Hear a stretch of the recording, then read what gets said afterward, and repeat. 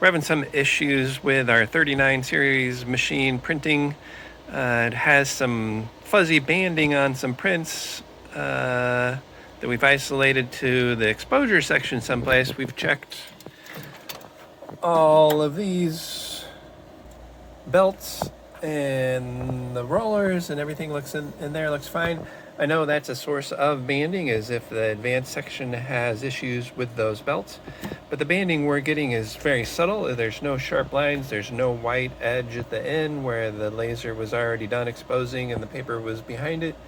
So I think there's something wrong in the laser. The laser is down there below this box. And to get to it, I think we're going to take off this top piece here. And to get to that, you got to take off this whole section here, which is sort of triangular. And then there's a bunch of wire harnesses back there that are attached. This whole cable with, I think, 6 different wire harnesses goes into there. That's part of this top transport section. So you have to undo all those. First thing you need to do to remove the laser is take off this little fan. It's sort of in the way. There's a couple screws there, and then one more screw right there. And then it's like a shroud. This piece is separate. And then the fan on the bracket, and then there's a couple wires going to it. It's a little difficult to get out. You sort of have to tweak it a little bit to get it out. So I've removed this final transport area until before it gets to the processor. You have to take off this fan first also. And then there's 2 screws here on each side to release this top transport section. Not sure what to call it. And I've already disconnected the wire harnesses. So I believe I can just lift this up and then it's going to slide forward and then I'll be off. We took out the laser control PCB that's in here as part of our troubleshooting. We've already swapped it out. To replace the laser, you wouldn't need to do that. I think you would just pop the cover off of here. There's screws in each corner that attach this to the top of the laser. I think you'd take that off and then you can fold the whole thing off that way once this is out of the way.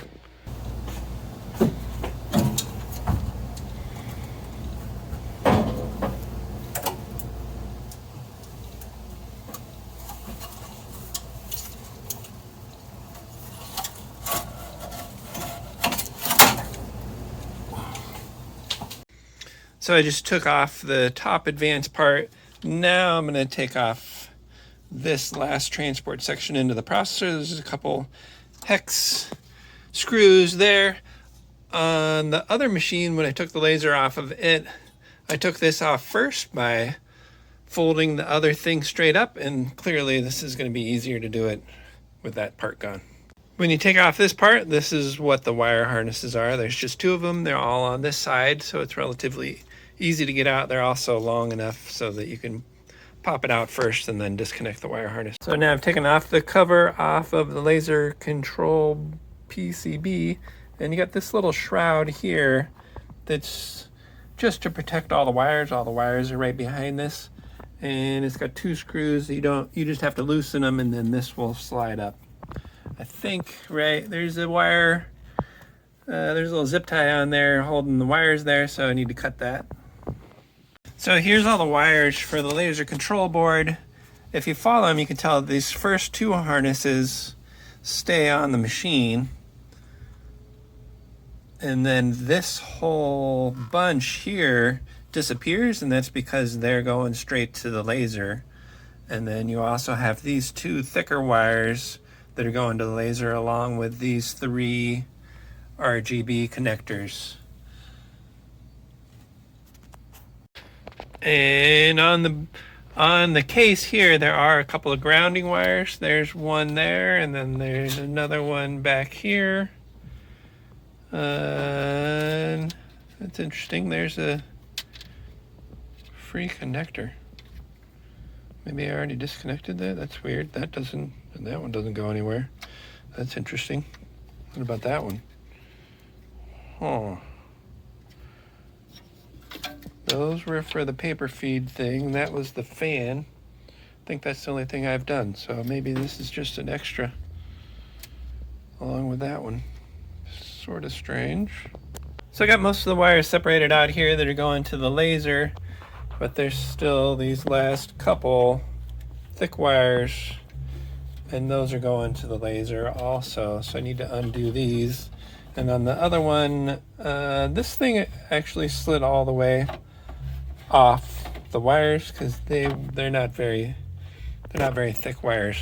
And on one of these wires, the grounding wire is actually attached onto the board. So it looks to me the easiest way to do this is just to remove all the wires out of this so you can lift this whole case up out of the way. One thing to be aware, there are these two fiber optic cable connections here, and I don't know that they're marked, so I made a little orange mark on the one that's first. So now I have that top box off. I have all the wires that go to the laser up on top of the laser so that when I lift it off, everything is free. And to get it off, all there is these 4 hex screws, one down there and one down there, and then the laser will come right off. I got the laser off of this machine, and again, it's just caked with dirt under here. Look at those fans. I think maybe cleaning out those fans should be part of the maintenance that gets done on this. You can access them underneath here. You have to take off, actually you don't have to take that off. I think they're right, so that silver thing up there above the magazines, worth doing. So the laser out, I've cleaned up a little bit. When I go to put the laser back in, I think the only real alignment there is to go up against these corner. There's a corner here with these 2 flat surfaces and then that one. And I think as long as you're up against that and the screw holes align up, you're good. I've done this before on a 32 and I was surprised that that's all there really was to do. On the little vibration mount screws for the laser control PCB on top of the laser, there's an extra piece on here, this little gold piece. So some of that part there has the gold piece in it already, whereas these other ones, they had already come out. So I've kept track of where they are so I can know which screw to put right back. I have it mostly back together, and then I'm just counting for how many things that I have that don't attach to anything.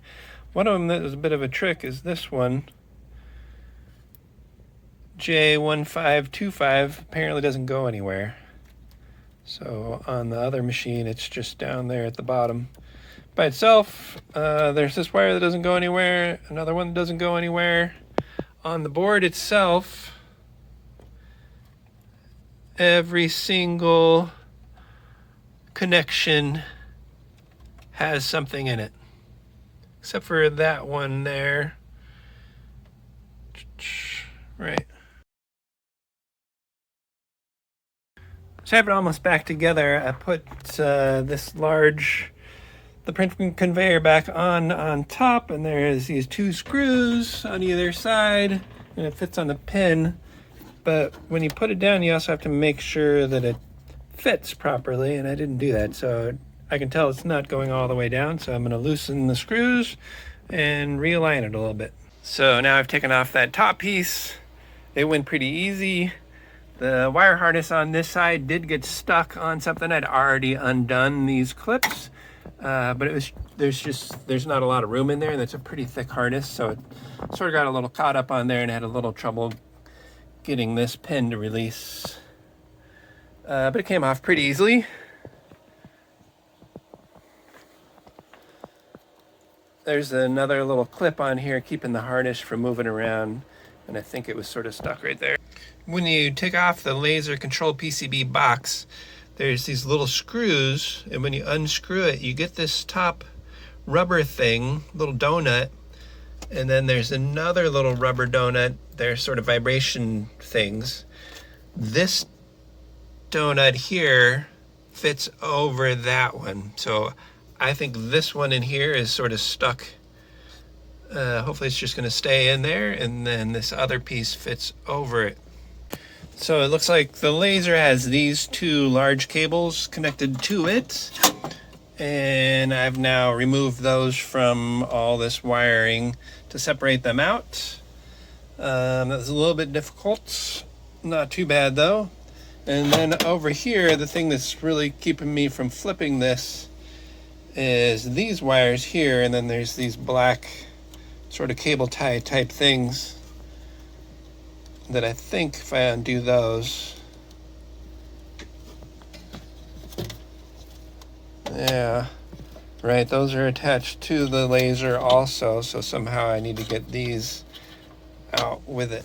And these 3 RGB connectors also are attached to the laser. I'd tape them down in here to keep them safe, but they need to go with.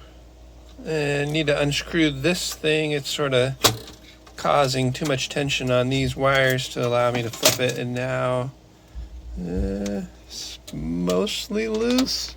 Now I got another grounding strap. So that wasn't quite as simple as I thought it would be. All of these wires are attached to the laser, so there are 3 different things coming out of the back of this tray. And the first one, every single one of those wires is attached to the laser. And then by the time you get those undone out of the little clean up clip thingamajiggies, you might as well just take the whole thing off. On a 32, you used to be able to just flip the whole thing over this way, and that does not seem to be the case on this. I have the fiber optic cables over here, and then the RGB ones up there. And then I think there's just mounting bolts here, and somewhere over there is another one. So when you take the laser control PCB box off of the laser, this is the other half of the vibration rubber thingamajiggy that was sticking up, and they just sort of fall off. When you do that, I wasn't paying very close attention. There should be 4 of them. I found 3. One went down in there, the other 2 were over here. The 4th one hopefully is somewhere over there. This is what it looks like without the laser inside. You can see there's sort of a cooling vent here that's pretty dirty. There's some fans down there, I believe. As I lifted it out, this one little wire harness was sort of hooked onto some of the other wires. So make sure to clean out all the wires so you can get a safe escape. This is the laser unit itself, and if you look underneath it, it's got some cooling. There's another screw. It's got some cooling vents that are also full of dirt, which I'm sure doesn't help.